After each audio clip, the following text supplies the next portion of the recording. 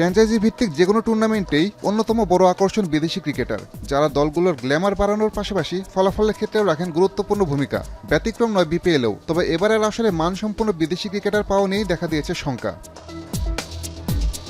বিপিএলের দ্বাদশ আসরের শুরু থেকেই বিতর্কিত কর্মকাণ্ডে আলোচনায় চট্টগ্রাম রয়্যালস। চুক্তিবদ্ধ 4 বিদেশিকেই পাচ্ছে না তারা। পাকিস্তানি লেগ স্পিনার আবরার আহমেদ বোর্ডের কাছ থেকে অনাপত্তিপত্র না পাওয়ায় আসছেন না। চোটের কারণে সরে গেছেন শ্রীলঙ্কার নিরোশন ডিকোয়েলা। অন্য ফ্র্যাঞ্চাইজি লিগে খেলবেন লঙ্কান ওয়ানডে ক্যাপ্টেন চারিত আসালঙ্কা। অন্যদিকে চুক্তির চেয়ে বেশি অঙ্ক দাবি করায় আয়ারল্যান্ডের পল স্টার্লিংয়ের সঙ্গে চুক্তি বাতিল করেছে ফ্র্যাঞ্চাইজিটি। শ্রীলঙ্কান অলরাউন্ডার অ্যাঞ্জেলো ম্যাথুস ও যুক্তরাষ্ট্রের অ্যারন জোন্সকে নিয়ে বেশ শক্তিশালী দল সাজিয়েছিল সিলেট, তবে ব্যক্তিগত কারণ দেখিয়ে টুর্নামেন্ট থেকে নিজেকে সরিয়ে নিয়েছেন ম্যাথুস। অন্যদিকে ক্রিকেট বোর্ড থেকে ছাড়পত্র না পাওয়ায় বিপিএল খেলতে আসছেন না জোন্সও।